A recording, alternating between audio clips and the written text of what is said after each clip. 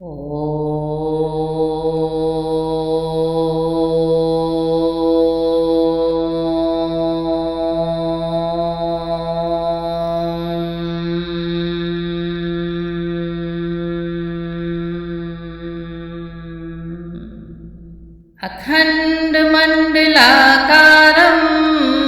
व्याप्तं येन चराचरं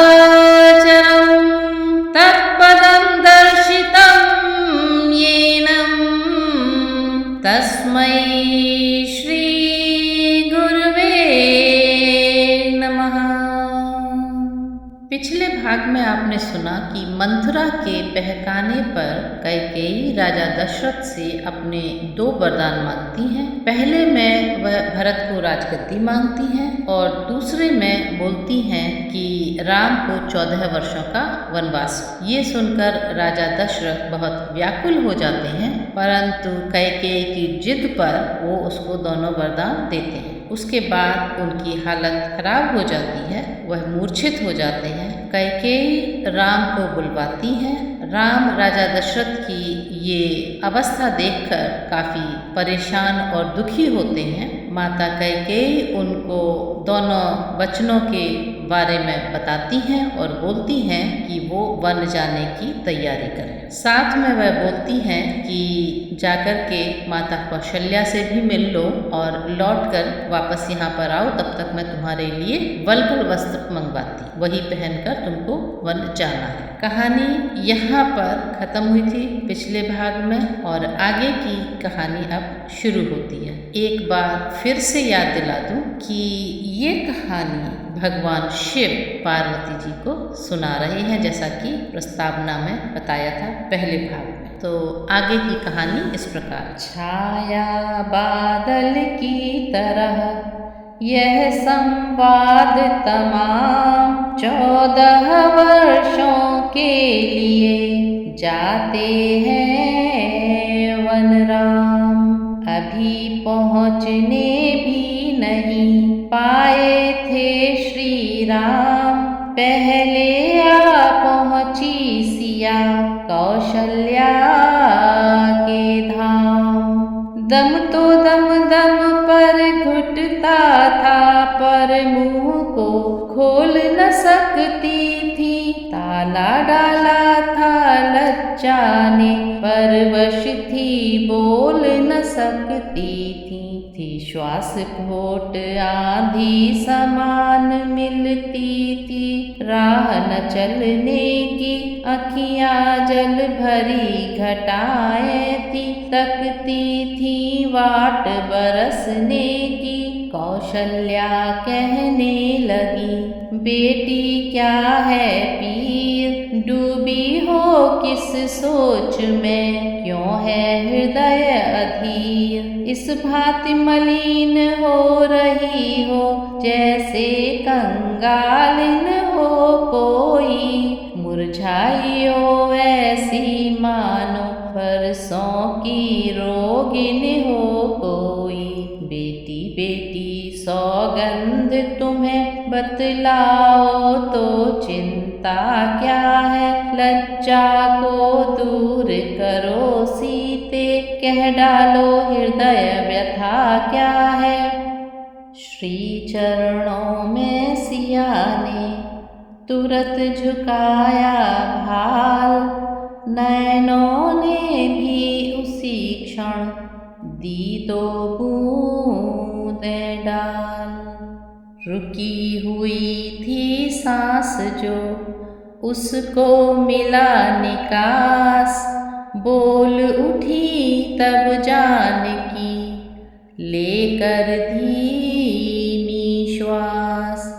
लज्जा को कैसे दूर करूं, यह तो नारी का गहना है, पर माता क्या देती है तो कहती हूँ जो कहना है। मछली माँ ने कौशलपति से वरदान ले लिए 2 चुन के, पहला तो भरत राज का है, दूसरा वन गमन का उनके। माताजी के न्यायालय में अब मैं आवेदन लाई हूँ। 14 वर्षों के जीवन का फैसला कराने आई हूँ। इस समय धर्म क्या है मेरा, क्या मुझको अच्छा है माता। मैं वन जाऊँ या यहीं रहूँ, कहिए क्या क्या है माता। पत्नी के लिए एक पति सर्वस्व है, सबसे बढ़कर है, लेकिन मर्तबा सास माँ का उससे भी ऊपर चढ़कर है आप पूजनीया उनकी, जिनकी यह तुच्छ पुजारिन है। इसलिए आज्ञा की भिक्षा लेने को खड़ी भिखारिन है।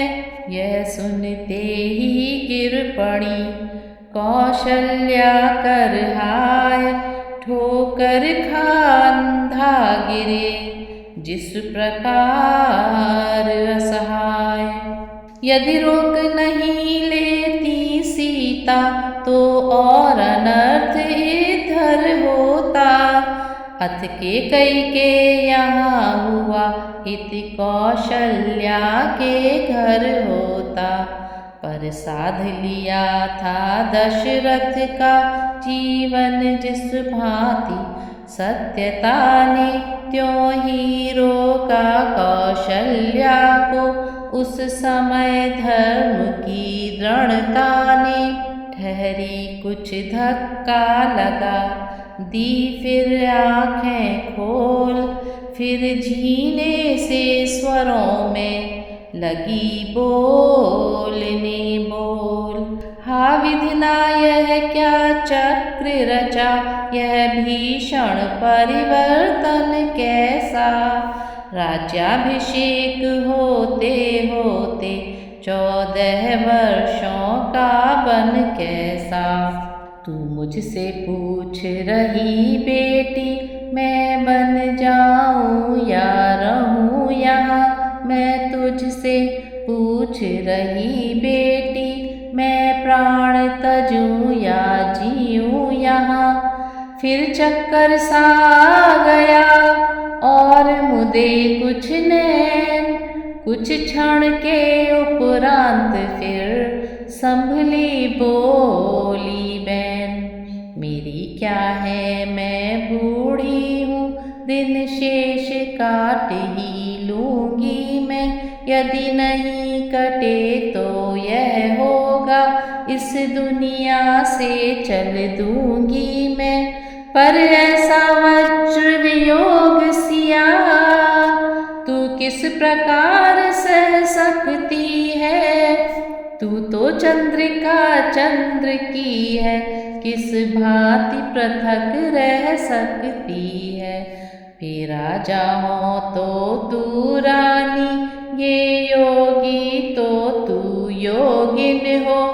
वे यदि वनवासी होते हो तो बाले तू वनवासिन हो। वन तुझे अवध से बढ़कर है, जब संग है प्राणेश्वर तेरे। हो वन देवियाँ सास तेरी, वन के देवता श्वसुर तेरे। हो कृतज्ञ सीता तभी करने उठी प्रणाम, इतने ही में उस जगह आ पहुँचे श्री राम। बछड़ा देखा और भी तब डकराई गाय, फिर मूर्छा सी आ गई, फिर कुछ निकली हाय। तब रात पिता के पास गए तो उनकी बुरी अवस्था थी। अब माँ से मिलने आए तो इनकी भी वही अवस्था थी। होकर अशांत कुछ शांति धाम, सीता से बोल उठे था देखो मैं पंखा झलता हूँ, तुम तलवे माँ के सहलाओ। पंखा जब झलने लगा, माँ का प्यारा लाल तलवे सहलाने लगी, पुत्र वधू तत्काल। आंसू से जो भरी थी आँखें घटा समान, झड़ी लगा दी उन्होंने समय उचित पहचान। सीता ने बहु तेरा रोका, आँखियाँ कब रुकने वाली थी। साजन को सावन समझी थी, अपनी धुन में मत वाली थी। मानो हिचकियाँ गर्जना है, श्वासों की चाल पुरवा है। बरसात देख वह सायत में बरसात बन गई सीता है। देखी सीता की दशा जब यूं डावाडोल, पछवा की नाई तभी उठे राम जी बोल। सीते सीते क्यों रोती हो, क्या धरा वेदनाओं में है। सुख दुख है एक समान उन्हें, बल जिनकी आत्माओं में है। मैं जान रहा हूँ पति वियोग, तुम नहीं प्रिय सह सकती हो। फिर भी आत्मा में बल लाओ, बल होगा तो रह सकती हो। पति का यह उपदेश सुन बढ़ा और भी खेद, पद नख द्वारा जानकी उठी भूमि कुरेद।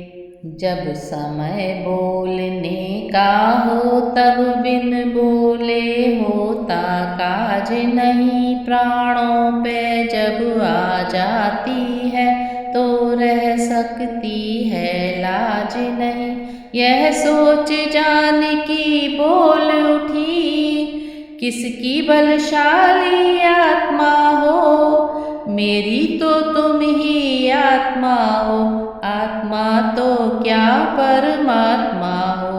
अब लाज छोड़ कर कहती हूँ, चरणों के साथ चलूंगी मैं। यदि आप भभूत रमाएंगे तो स्वामी भस्म मलूंगी मैं। जीवात्मा जब चल देता है तो शरीर का कल्याण कहाँ। ऐसे ही समझे प्राणनाथ, जब नाथ नहीं तो प्राण कहाँ। कुछ क्षण तक को चुप रहे, फिर बोले रघुवीर। प्रिय प्रिय धीरज धरो, ऐसी ना हो अधीर। चलने को तो चल सकती हो, पर भ्रमण तुम्हारे योग्य नहीं। हे राजभवन की राजवधू, वन गमन तुम्हारे योग्य नहीं। यह कोमल तन सुकुमार कहाँ, वह कहाँ विपिन संकटमय है। जिसके वनचरों राक्षसों का, व्यालों का, बाघों का भय है। भय कैसा जब साथ है मेरे रघुकुल राज। वैदेही ने वचन यह कहे छोड़ कर लाज। तो रामचंद्र जी सीता जी को समझा रहे हैं कि तुम वन में मेरे साथ मत चलो, वन तुम्हारे लिए बहुत मुश्किल होगा। पर सीता जी का दृढ़ निश्चय है कि वो राम के साथ ही वन में जाएंगी, जहाँ राम होंगे वहीं वह रहेंगी। और माता से वो आज्ञा ले चुकी हैं पहले ही। जब दर्शन सुखमय का होगा तो कानन संकटमय कैसा। सिंहनी सिंह के साथ रहे तो उसको डर या भय कैसा।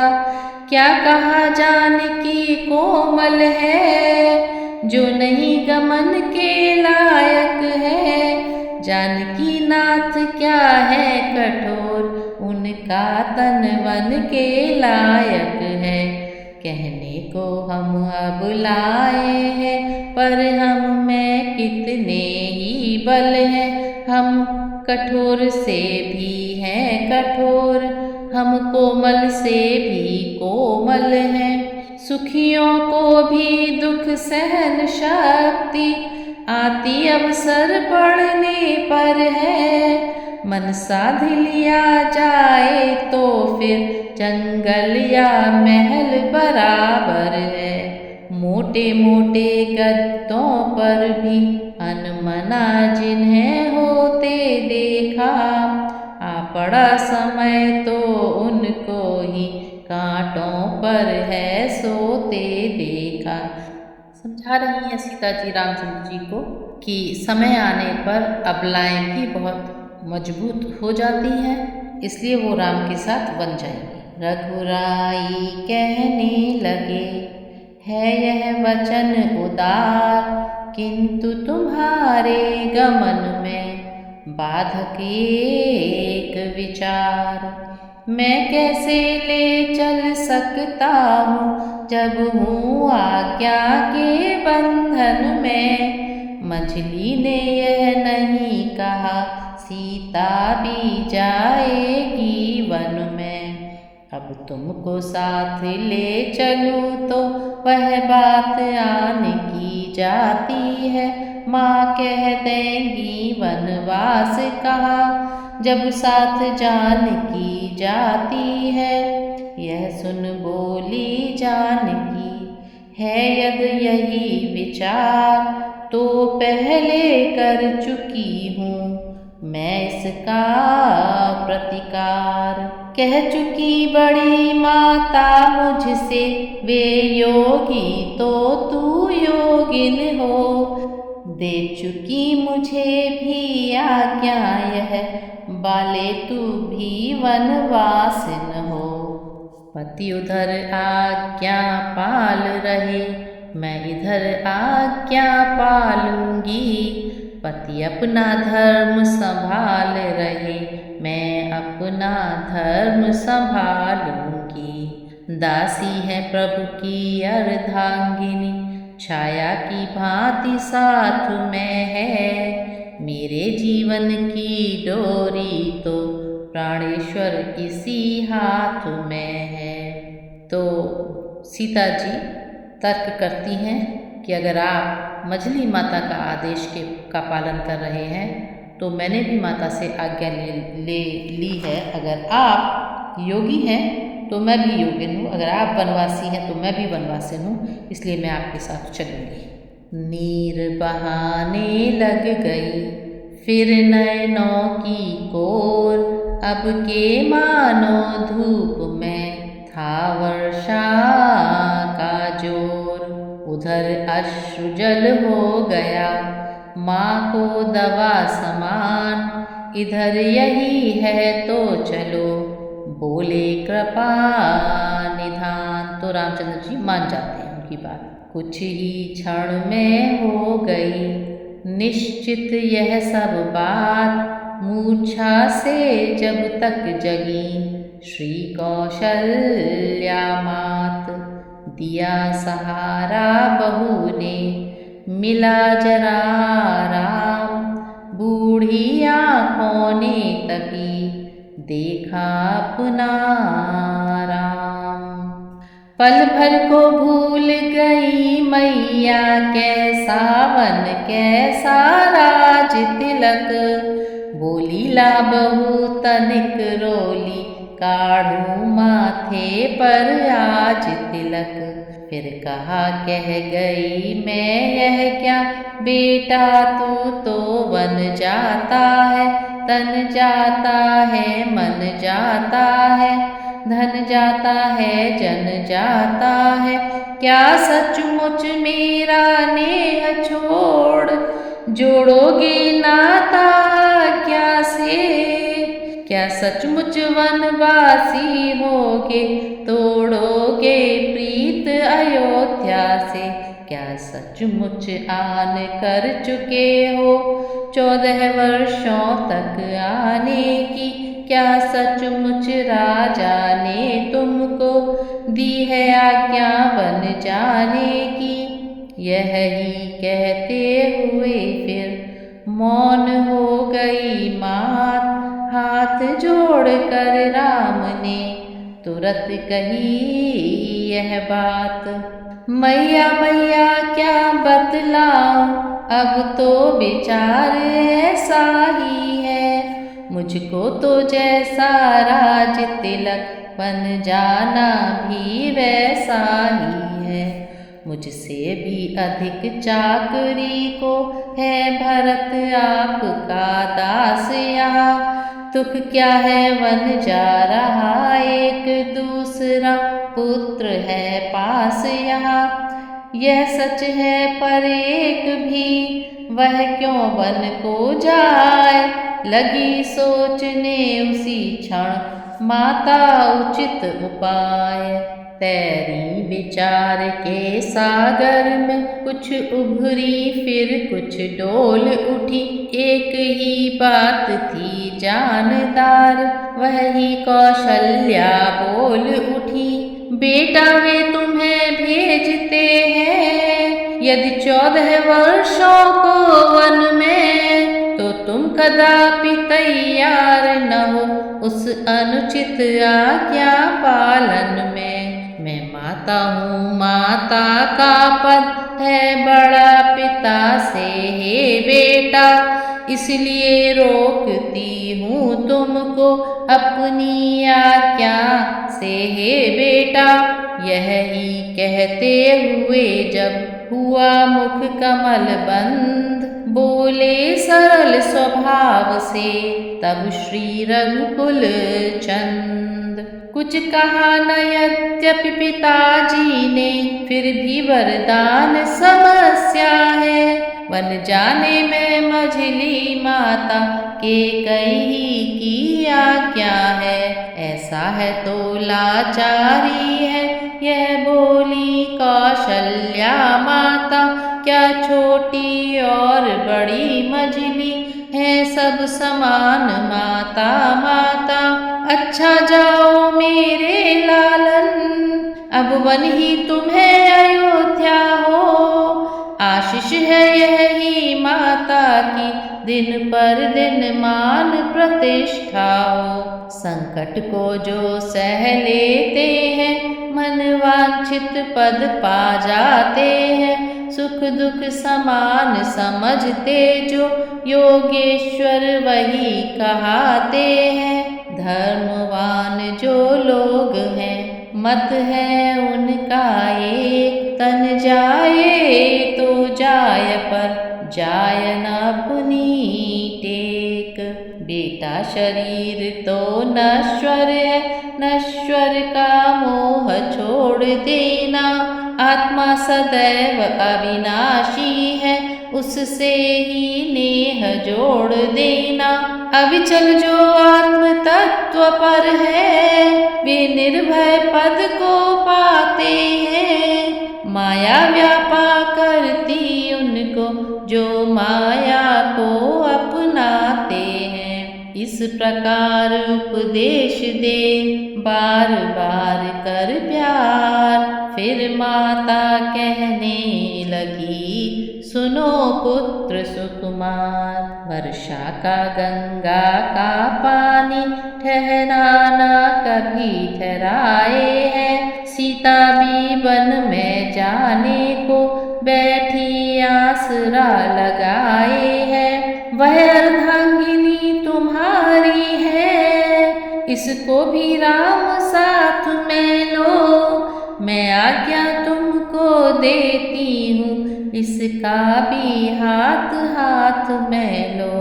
इतना कह बेहल हुई दी फिर बहुत असीस, तभी राम ने सिया ने चरण नवाया शीश। अब सुनिए इस मंदिर में जब यह शिष्टाचार हो रहा था, उस समय सुमित्रा के घर पर कुछ और विचार हो रहा था। कौशल्या जी से सीता ने जैसे समस्त वृत्तांत कहा, त्यों ही उस ओर सुमित्रा से लक्ष्मण ने निज सिद्धांत कहा। बोले आज्ञा दीजिए जो हम करें उपाय, देखा जाता है नहीं रघुकुल में अन्याय।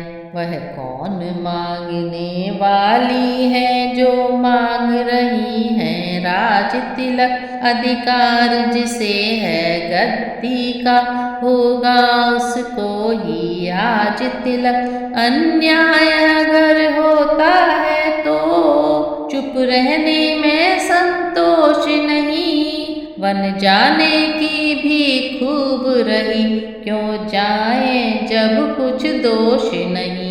माता बोली लोक मत तो होगा प्रतिकूल, लेकिन चलना पड़ेगा राजा के अनुकूल। तो लक्ष्मण जी इस बात से खुश नहीं है और बोल रहे हैं कि भाई राम क्यों जाएंगे वन को, ये तो गलत बात है। तो उनकी माता सुमित्रा उनको समझा रही हैं कि नहीं, समाज के अनुसार, समाज के नियमों के अनुसार ही चलना पड़ेगा। प्रतिकूल पिताजी के प्रण से पुत्रों का चलना ठीक नहीं, इसलिए मौन रहना अच्छा, यह बात निकलना ठीक नहीं। यदि नहीं प्रतिज्ञा वह होती तो भीषण आंदोलन होता, या वन में अवधपुरी होती या अवधपुरी में वन होता। बहुत परेशान हैं लक्ष्मण जी और बोल रहे हैं कि पिताजी के प्रण की बात है, उनका प्रण रखना है, इसलिए चुप रहना ही ठीक है, अन्यथा यह गलत बात है। इससे अब यह उचित है गौरी गणेश मनाओ, रघुनंदन के साथ में तुम भी वन को जाओ। तो माता उनसे बोल रही हैं, सुमित्रा माता लक्ष्मण जी से, कि तुम भी रामचंद्र जी के साथ वन में जाओ। और सुमित्रा माता आगे बोलती हैं, वह सिया सहित वन जाता है, यह देख न सकती है आँखें, इस कारण साथ भेजने को अब तुम्हें निरखती है आँखें। तुम आज्ञाकारी बेटे हो तो मानो मेरे वचनों को, सेवा के लिए साथ उनके तत्पर हो 14 वर्षों को। कहे सुमित्रा मात ने इस प्रकार जब बैन भरे प्रेम अश्रुओं से लखन लाल के नैन। देखो वह भी है एक मात, अपने को राज दिलाती है, सौतेले लड़के को लड़कर घर से वन में भिजवाती है। इस ओर एक यह भी माँ है, इस माँ की भी तो छाती है, जो सौतेले की सेवा में अपने की भेंट चढ़ाती है। यही भाव थे हो गए जिनमें लखन अनन्य व्योहल वाणी से कहा, जय जननी तुम धन्य। तुम देवी हो तुम विदुषी हो, तुम सच्ची क्षत्राणी हो माँ, तुम नहीं मानवी हो कोई, तुम तो सदेह वाणी हो माँ। तुमने समय देख मेरे ही मन की बात कही, जो मैं कहलाने आया था वह स्वयं तुम्ही ने बात कही। मुझ में भी यही लालसा है, पकड़ूं रघुराई की बाहें, भाई की सेवा करने को हाजिर हैं भाई की बाहें। अच्छा अब देर नहीं अच्छी आशीष दो विदा करो माता, 14 वर्षों को शक्ति भरो इस सर पर हाथ धरो माता। तो लक्ष्मण जी बहुत खुश हो जाते हैं कि उनकी माँ उनको स्वयं रामचंद्र जी की देखभाल करने के लिए वन में भेजती है। लक्ष्मण जी स्वयं भी जाना चाहते थे, पर उनकी माँ ने अपने आप से ही उनको वन जाने की आज्ञा दी। माता भी व्योहल हुई, बोली जाओ लाल, कभी न होगा वहाँ पर तेरा बांका बाल। यदि बांका बाल हुआ भी तो होगा भाई की सेवा में, लग जाए प्राण की भी बाजी तो रघुराई की सेवा में। देखना लाल मेरे हो तुम तो सत पे सदा अड़े रहना, 14 वर्षों की सेवा में वीरों की भांति खड़े रहना। किंचित भी पीछे हटे लाल तो क्षत्रिय धर्म मिटा दोगे, कर्तव्य मार्ग से डिगे अगर तो माँ का दूध लजा दोगे। जाओ प्रसन्न रखो उनको जो मुद मंगल के दाता है, अब पिता तुम्हारे रामचंद्र, अब सिया तुम्हारी माता है। अच्छे से समझा रही हैं और आशीर्वाद दे रही हैं माता सुमित्रा लक्ष्मण को कि तुम अच्छी तरह से रामचंद्र जी की सेवा करना, अगर उसमें तुम्हें प्राणों की भी बाजी लगानी पड़े तो भी ठीक है, पर कभी भी पीछे मत हटना। यह कह आशीर्वाद दे सिर पर फेरा हाथ, हो प्रसन्न लक्ष्मण तभी चले नवा कर माथ।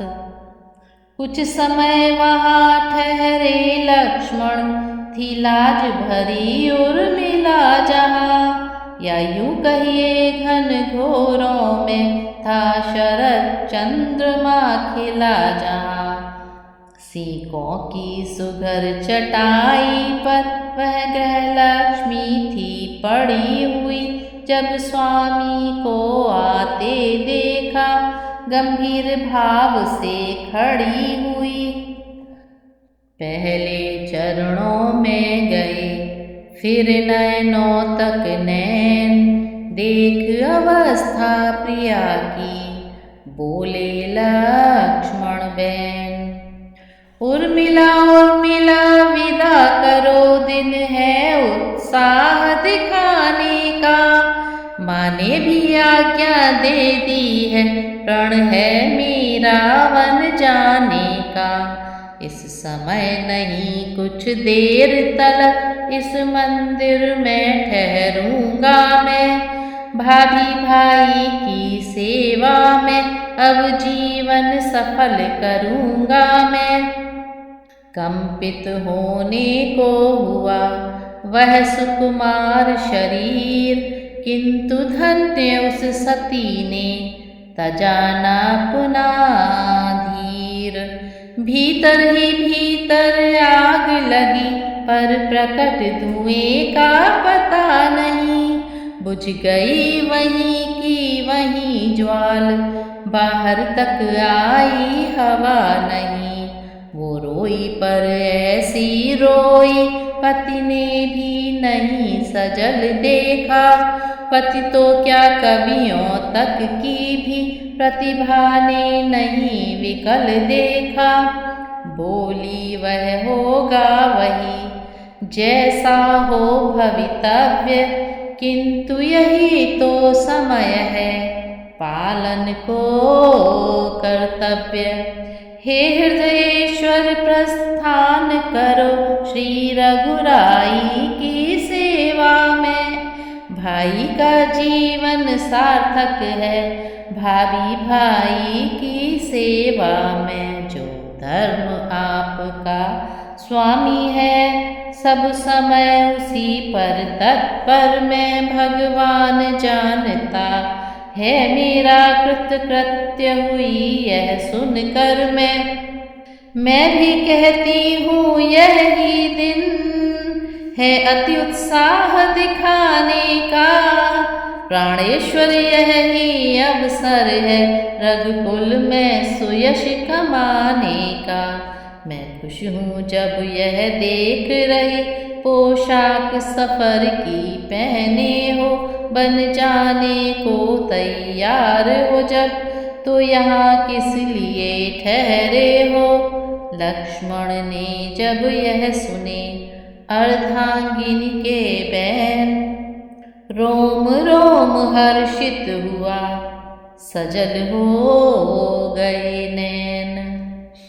उर्मिला अपने मन की स्थिति लक्ष्मण पर जाहिर नहीं होने देती है। वो मन से तो बहुत उदास है, लेकिन वह लक्ष्मण को बोलती है कि यही समय है रघुकुल में सुयश कमाने का। आप जाइए और भाई भाभी की सेवा में तत्पर रहिए।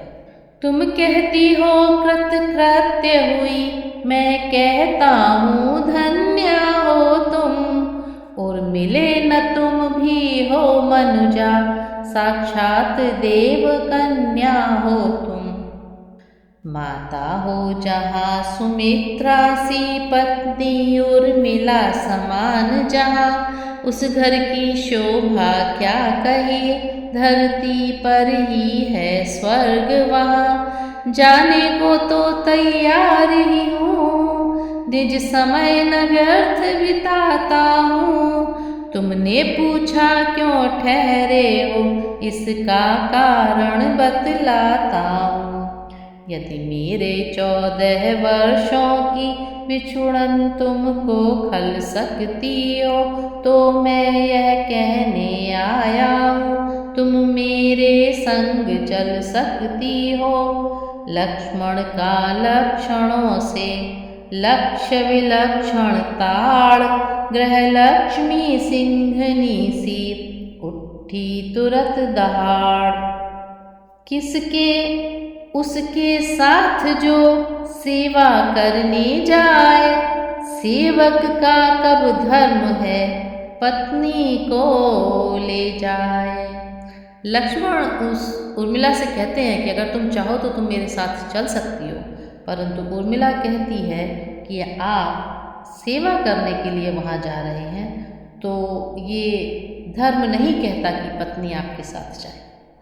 यदि मुझे साथ में लोगे तो उस व्रत में बाधा आएगी।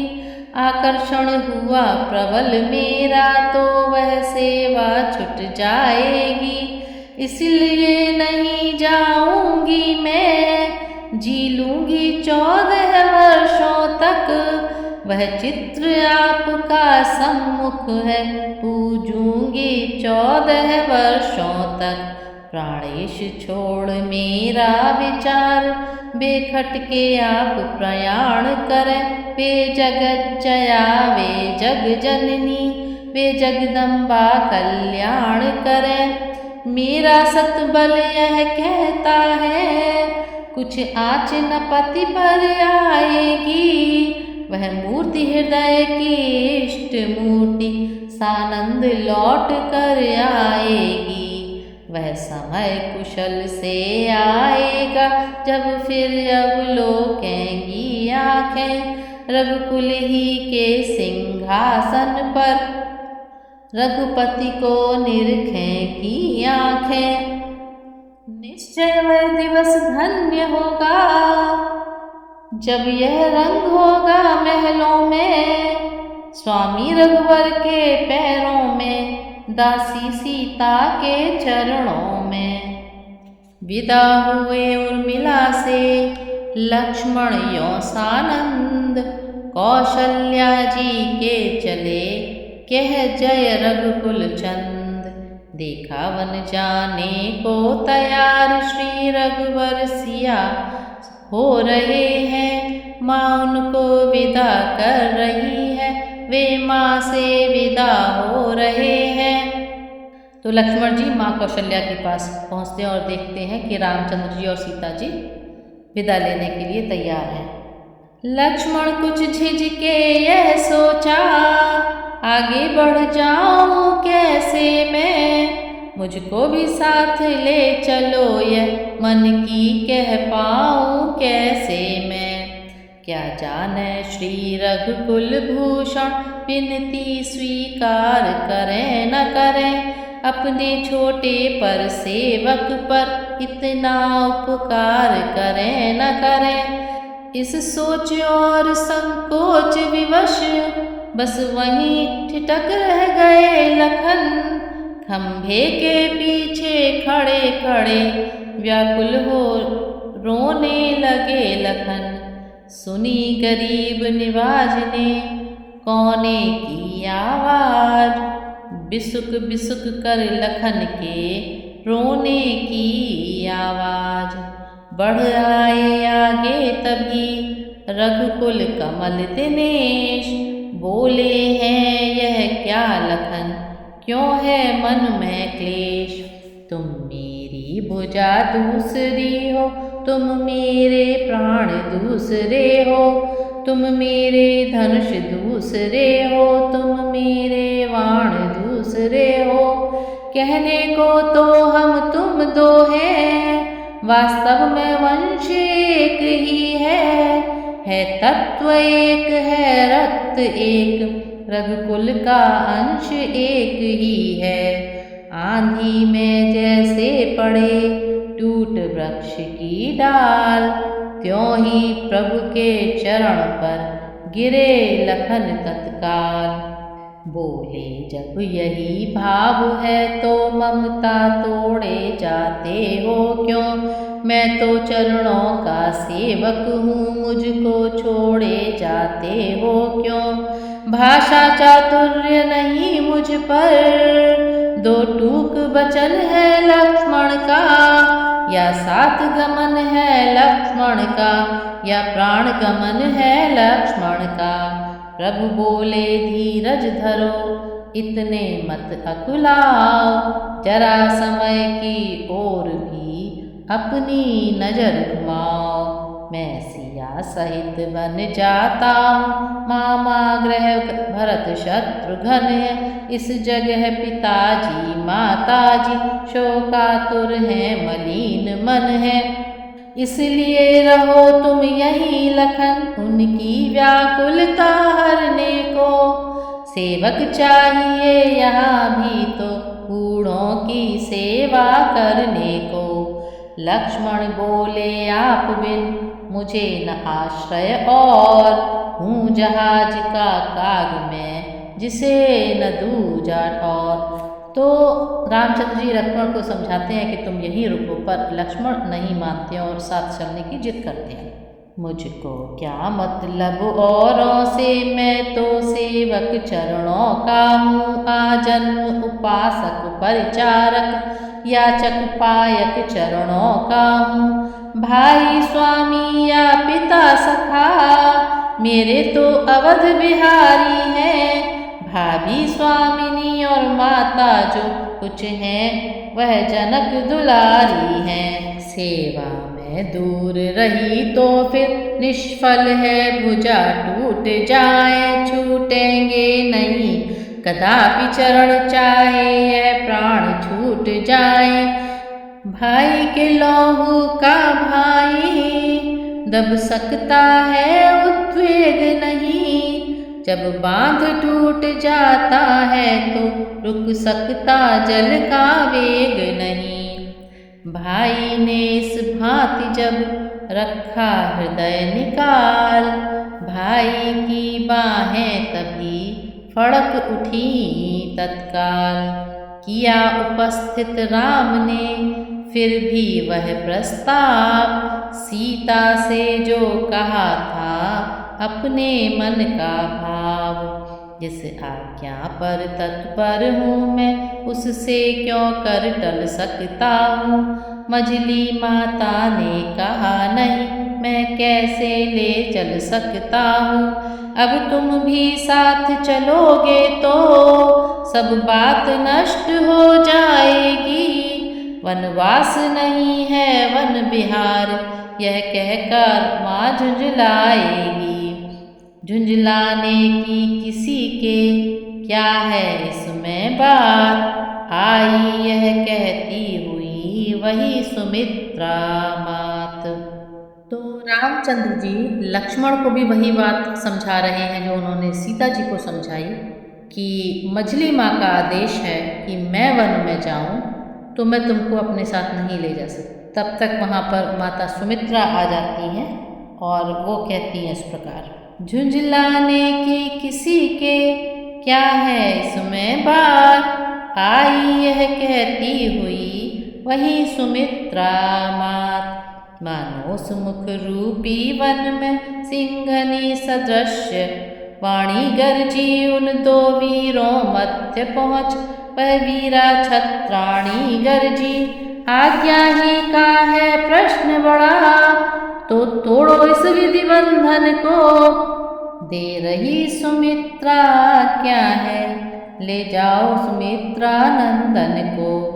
माता ने जब यह कहा उमड़ उठे रघुनाथ, दौड़ लखन ने भी तभी पकड़ा प्रभु का हाथ। कौशल्या कहने लगी उसी समय कर हाय, बहन सुमित्रा कर रही तुम यह क्या अन्याय। इस नन्हे को रहने ही दो, मन मेरा विचलित होता है। इसका तो 14 वर्षों को बन जाना अनुचित होता है। आँखों के आगे ही रखो इस बूढ़ी आँखों के सुख को, उस रामचंद्र के बदले में निरखूंगी इसके ही मुख को। कहा सुमित्रा ने जब ही जी जी धरिए धीर, लौट सकेगा अब नहीं छूट चुका जो तीर। मझली के बंधन में रघुवर है सिया आपके शासन में, तो लक्ष्मण यह मेरा लक्ष्मण है मेरी आज्ञा पालन में। बस अब इन बातों का विवाद मेरा देश मिटाएगा, वह साथ से ले जाएगा यह साथ भ्रात के आएगा। कौशल्या ने कहा अब आज्ञा काटे कौन, बहन सुमित्रा कर दिया तुमने सबको मौन। देखना राम इस लक्ष्मण को तू बन को लिए जा रहा है, उर्मिला सुमित्रा के धन को जीवन को लिए जा रहा है। पर ध्यान रहे उस जंगल में यह फूल न कुमलाने पाए, जैसा जाता है हरा भरा वैसा ही खिला खिला आए। यह छोटा है तू बड़ा यह सेवक तू नाथ, इसका तेरे हाथ में देती हूँ मैं हाथ। अब सब चल कर आ गए कोप भवन के पास, पड़े हुए थे जहाँ पर रघुकुल राव उदास। जब यह देखा एक ही जगह जा रहे तीन, हुए और भी नृपति तब शोक सिंधु में लीन। उठना चाहा उठ सके नहीं, दुख गई पसलियाँ गिर गिर कर, आँखों से प्राण नहीं निकले रह गई पुतलियाँ फिर फिर कर। बोले थी बात एक ही की, दो और सिधारे जाते हैं, क्यों नहीं जा रहा है जीवन जब जीवन प्यारे जाते हैं। जानकी प्यारी है लक्ष्मण मणि लक्ष्य समान मुझे, जब यह बीवन को जाते हैं तो राजभवन सुनसान मुझे। प्राणों तुम इनके साथ चलो, इनके संबंधी हो जाओ, आँखों यह दृश्य देखने के पहले तुम अंधी हो जाओ। अब दशरथ और भी विकल हो जाते हैं और भी ज़्यादा उनको दुख होता है कि लक्ष्मण और सीता भी साथ में जा रहे हैं रामचंद्र जी के, तो उनका मन बहुत परेशान हो जाता है। यही कहते हुए फिर मूर्छित हुए नृपाल, आगे बढ़कर राम ने चरण छुए तत्काल। फिर दोनों आँखें खुली, मिला क्षणिक विश्राम, देखा अपने सामने अपना प्यारा राम। बातें हो पिता पुत्र मैं यह कैकेयी नहीं चाहती थी, पर इस अवसर पर परवश थी, कह सकती क्या कराहती थी। कारण यह था अब महलों में पुरजन की भीड़ उपस्थित थी, मंत्री थे गुरु वशिष्ठ भी थे, ब्राह्मण मंडली सुशोभित थी। फिर भी उसने सोचा कुछ हो, चल चुका वाण गंभीर यहाँ, वरदान मिल गया सांप गया, अब पीटो करो लकीर यहाँ। लेकिन यह भीड़ नहीं अच्छी हो रही देर वन जाने को, यह सोच स्वयं ही दौड़ गई वल्कल वस्त्रों के लाने को। उधर सहारे से उठे बूढ़े पिता तुरंत, रामलाल को पास में बिठला लिया तुरंत। बार बार चुंबन किया, बार बार फिर प्यार, बार बार उस रूप पर हुए राव बलिहार।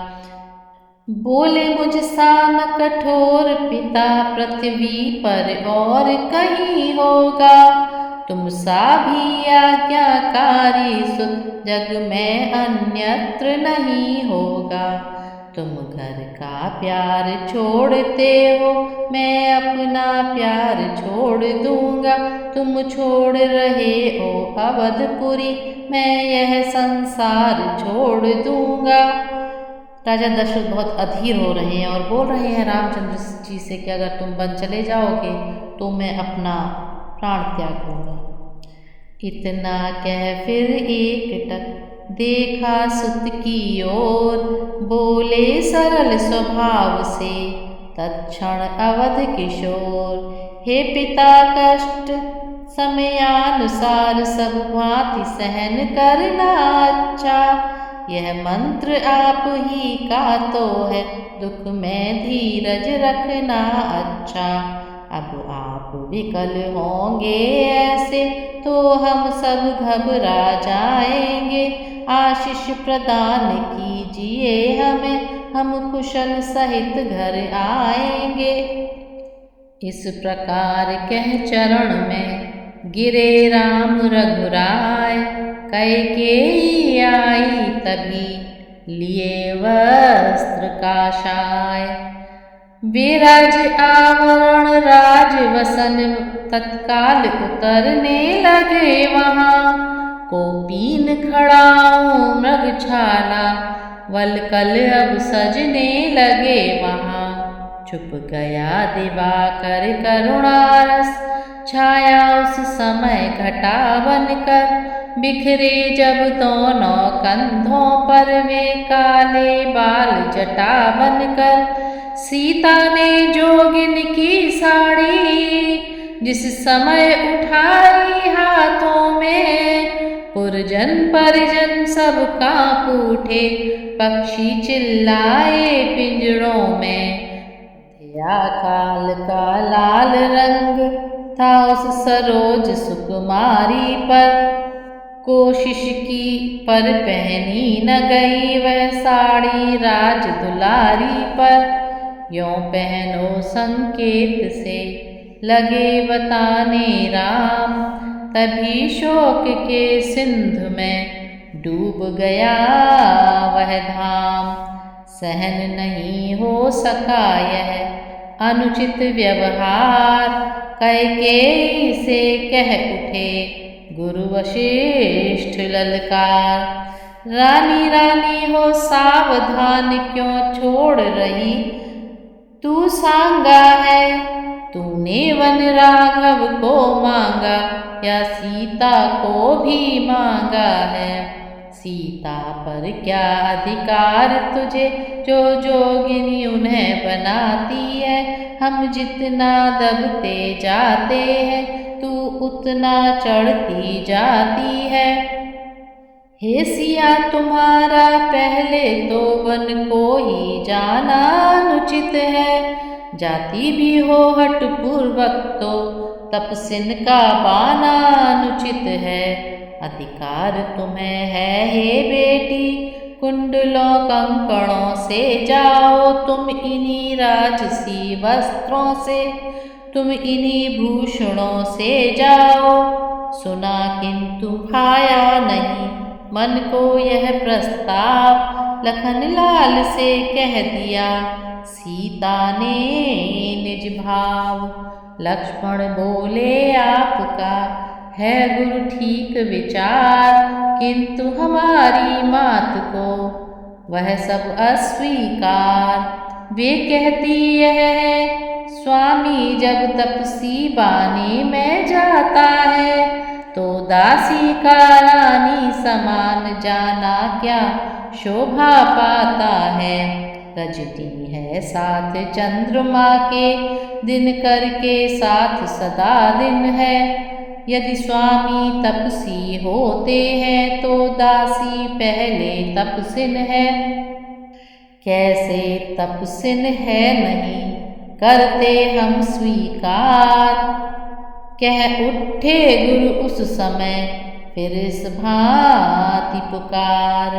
वन में जाकर चाहे कैसा तुम अपना वेश बना लेना। जोगिन बनना तपस्विन बनना, या अंग व भूत रमा लेना। पर हम बूढ़ों के आगे तो रानी ही बनी रहो बेटी।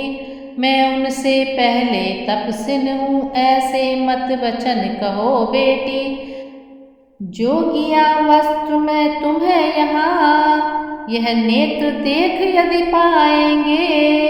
फिर नहीं खुलेंगे, खुले अगर तो खुले हुए रह जाएंगे। इसलिए राज रानी तुमसे हम यह सम्मान मांगते हैं। रानी ही बनी हुई जाओ, बस इतना दान मांगते हैं। तो गुरु वशिष्ठ वहाँ पर हैं, और जब रानी वल्कल वस्त्र पहनने लगती हैं तो उनको बिल्कुल अच्छा नहीं लगता, और वो समझाते हैं उनको कि तुम ऐसे ही यहाँ से जाओ। जो वस्त्र तुमने पहने हुए हैं, जो आभूषण तुमने पहने हुए हैं, तुम उन्हीं वस्त्र और आभूषणों में जाओ। पर जब सीता ऐसा करने के लिए मना करती हैं, तो वो बोलते हैं कि ठीक है, तुम्हारे जो मन में आए वो बाद में करना। वन में जाकर के तुम्हें भस्म रमा करके रहना है तो तुम वैसे रहना, लेकिन यहाँ से हमारी आंखों के सामने तुम इन वस्त्रों को नहीं पहनोगी। वो कहते हैं कि हम तुमको इन वस्त्रों में नहीं देख सकते। सीता अब लाचार थी, हुई इस समय मौन। राजगुरु के वचन को टाले ऐसा कौन। तब फिर कहा वशिष्ठ ने, लक्ष्मण आगे आओ, तुमको भी आदेश है, वल्कल से मत जाओ। तुम जाते हो परिचारक वन, वन में परिचर्या करने को। तो धनुष निषंग बाण ले लो, स्वामी की रक्षा करने को। सामान शिकारी के से हो, तो बाना योद्धाओं का हो। निष्ठा हो सहचर अनुचर की, प्रति संयमशील यति का हो। कुछ कहने को थे लखन, किंतु हुआ मुँह बंद। कहा गुरु ने मानना, होगा है सौगंध। वही हुआ गुरुदेव को जैसा था स्वीकार, तीनों ही वन को हुए उसी प्रकार तैयार। तो जैसे वशिष्ठ जी ने आज्ञा दी, उन्होंने सीता को वल्कल वस्त्रों में न जाने की आज्ञा दी और लक्ष्मण से बोला कि तुम भी ऐसे ही जाओगे वन में जिस प्रकार हो, और अपने धनुष बाण साथ में लेकर के जाओ, क्योंकि तुम राम की रक्षा के लिए उनके साथ वन में जा रहे हो। तो तीनों लोग राम, लक्ष्मण और सीता जिस प्रकार गुरु की आज्ञा थी उसी प्रकार से वो तैयार हुए। शुभमस्तु वाक्य समयानुसार श्री वशिष्ठ जी उच्चार उठे, जय हो यह आशीर्वाद तुरंत विप्रों के वृंद पुकार उठे। हो चिरजीवी यह कहने को माताओं का मन मचल गया, कल्याण शब्द धीरे धीरे दशरथ के मुख से निकल गया। एक राग में जिस समय बोल उठे सब तार, तब दशरथ के कानों में आई यह झनकार। तो इस प्रकार सभी ने रामचंद्र जी, लक्ष्मण और सीता को आशीर्वाद दिया और वो तीनों वन की यात्रा के लिए तैयार हुए चलने के लिए। इस प्रकार यह अध्याय यहीं पर समाप्त होता है और आगे के अध्याय में वन यात्रा का वर्णन है।